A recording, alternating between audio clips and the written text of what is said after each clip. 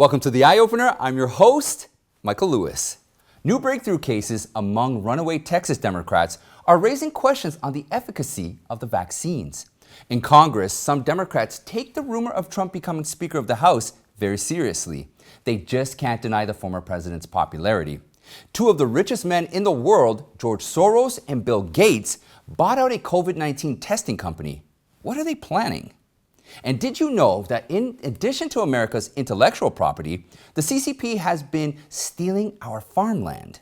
Okay, my friends, let's take a closer look together. Texas Democrats who are playing hooky from work have run up against some unexpected consequences. The group met with Kamala Harris and some House members last week.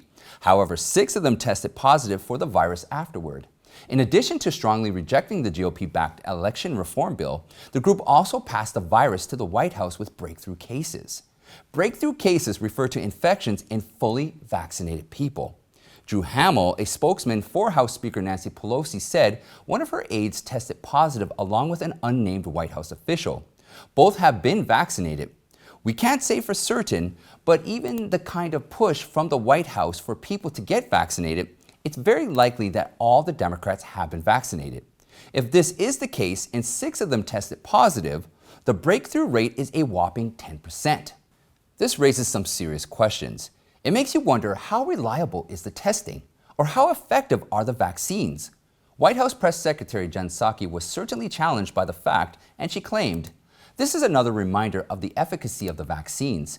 They reduce the severity of the illness or need to be hospitalized, but what she didn't say was there is no guarantee you won't get the virus. We think people who choose to get vaccinated are looking for full immunity." There's another aspect to the problem. The southern border has been flooded with COVID-19 positive migrants, but the White House doesn't appear to be worried about them. Bill Melinda from Fox reported alarming news yesterday from the Rio Grande Valley. The number of migrants testing positive in the region surged 900% in the first 2 weeks of July. 135 detainees tested positive. In March, the story first broke that neither the Border Patrol or shelter facilities were able to quarantine infected migrants.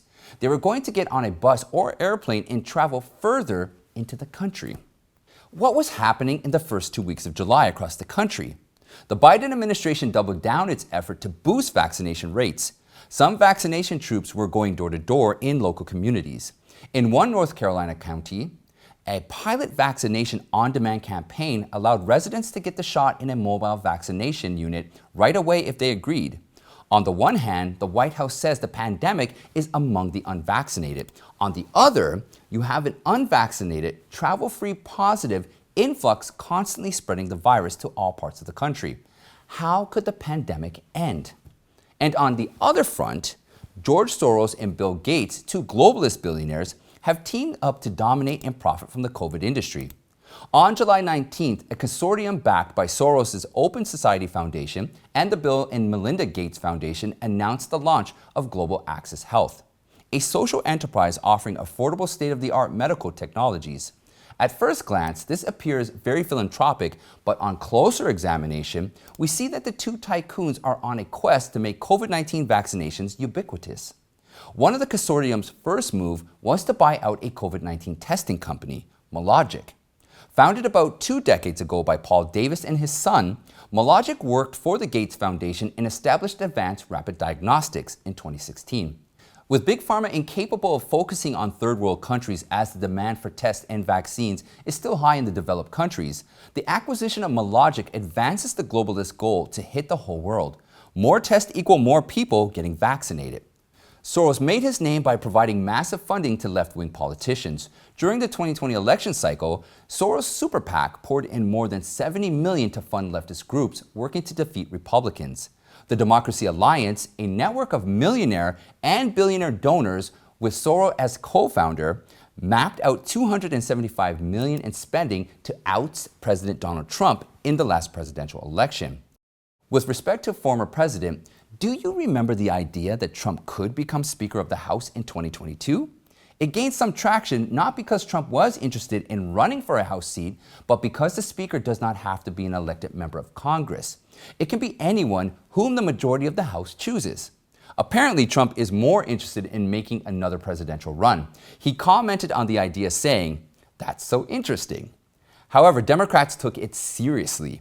Given the high chance of Republicans flipping the House next year and naming a speaker of their choice, Democrat Congressman Brendan Boyle introduced legislation that addresses what they consider a loophole in the Constitution.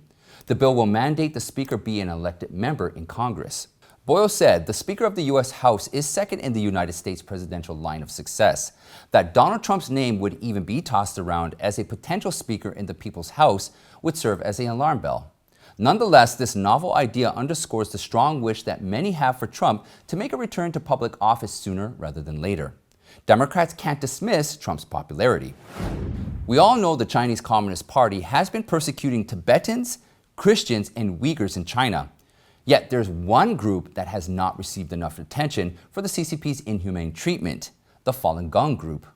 On July 19th, State Department spokesman Ned Price called on the Chinese Communist regime to immediately cease its long-running persecution of Falun Gong and release all jailed adherents. If you haven't heard the U.S. government condemning the persecution, it's because for decades, mainstream media has remained unanimously silent on the issue. The CCP suppressed the Falun Gong movement in July 1999, exactly 22 years ago. At the time, there were an estimated 70 million to 100 million Chinese followers. It was once a big hit in China. So what is Falun Gong, you may wonder? According to FalunInfo.net, it is an ancient Chinese spiritual discipline rooted in the Buddhist tradition. The practice consists of moral teachings, a meditation, and Qigong-like exercises to improve one's health and energy levels.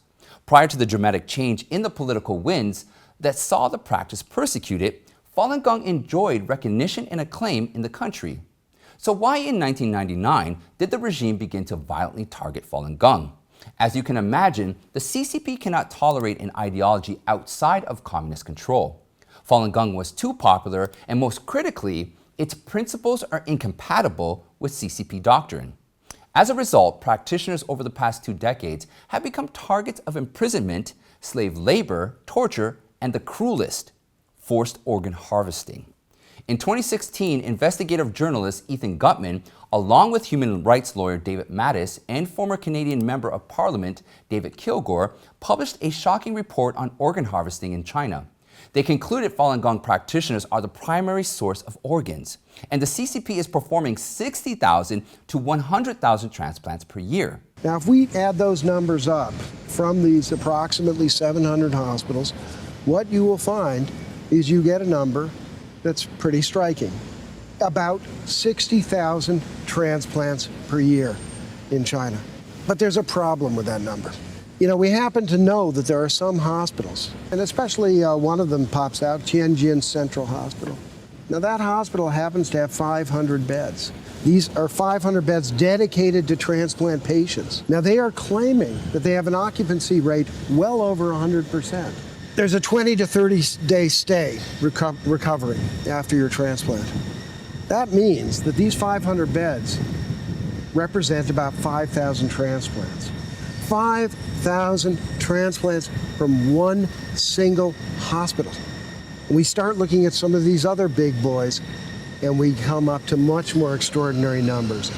You're basically looking at something that's over 100,000, possibly 110,000 transplants a year. Everybody has a right to an opinion, and everybody has a right to do their own investigation. I think people have a right to try to come up with what this means about Falun Gong casualties. It's horrific. To recognize 22 years of repression against the group, human rights lawyer Nia Shea called on Secretary of State Antony Blinken to acknowledge the CCP's genocide against Falun Gong. Former Secretary of State Mike Pompeo told NTD, with respect to Falun Gong, America needs to lead the world to ensure that those people have the opportunity to practice their faith in the way they want to. And did you know the CCP is buying up U.S. farmland?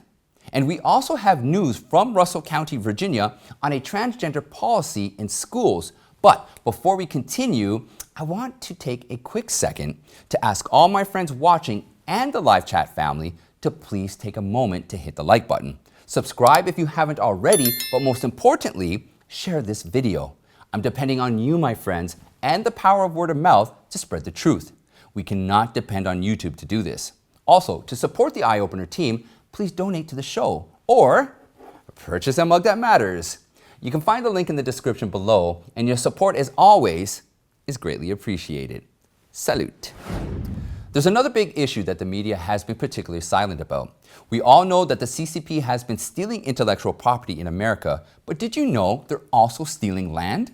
American prosperity has largely been built on cheap land and expensive labor. This formula held firm until the two Immigration Acts of 1965 and 1986, which welcomed third world immigration both legally and illegally. The massive influx of cheap labor destabilized the American real estate market. More buyers means higher demand and higher prices for those looking to buy a home. And foreign nationals are allowed to own land in the United States. However, this practice is outlawed in a number of countries for two obvious reasons. The citizens of a nation should have first claim of ownership, and it's potentially dangerous to have too much of a nation's land fall in foreigners' hands. According to a 2019 report by NPR, about 30 million acres of American farmland is owned by foreign investors. To visualize it, it's roughly the size of Mississippi or Pennsylvania. China owns more than 190,000 acres worth $1.9 billion. This might not sound like a lot, but the growth in Chinese land ownership around the world in the past decade is absolutely astounding. There has been a tenfold increase of Chinese ownership of American farmland in recent years. It is threatening because it puts food security in the hands of a hostile foreign power. And if you care about the environment, who's going to take care of American land better? American farmers or the CCP? The Chinese Communist Party has been destroying the land in China. Remember the toxic lake in Inner Mongolia? The one that was exploited for rare earth minerals? Besides, the CCP owns more residential real estate land than any other foreign power, particularly on the West Coast. MarketWatch said Chinese investment in California real estate was the driving force behind high housing prices. If you're a tenant in California, you may have an absentee landlord living in China. Back to the farmland threat. House members from both parties are taking up the issue. Lawmakers are warning that such land purchases increase the CCP's involvement in the American food system, posing a national security threat. Republican Representative Dan Newhouse drafted an amendment to an agricultural spending bill that would block new agricultural acquisitions by companies owned in part or in whole by the CCP. Newhouse's proposal has gathered support from some Democrats. The House is expected to get a final vote on the measure by the end of the month. To close today's show on a high note, the people had a victory for schools in Virginia. Russell County School Board voted unanimously last week to reject the transgender policy passed down by the Education Department. The board also voted to keep critical race theory out of the classroom. The policy was supposed to go into effect this fall. It required public schools to accept a student's word of their gender identity without evidence such as diagnosis or treatment record. The new policy also granted transgender students access to restrooms and locker rooms that aligned with their preferred gender identity. Attorney from a conservative legal group, Josh Hetzler, commented that the transgender model policy violated various state and federal laws, including infringing upon numerous fundamental rights of students, parents, and teachers. Using common sense, the policy would have also caused harm to students' body privacy, safety, and dignity in private places. A crowd of nearly 500 watched the board meeting. The unanimous decision proves that the grassroots effort to resist the radical indoctrination in schools is effective and vitally important.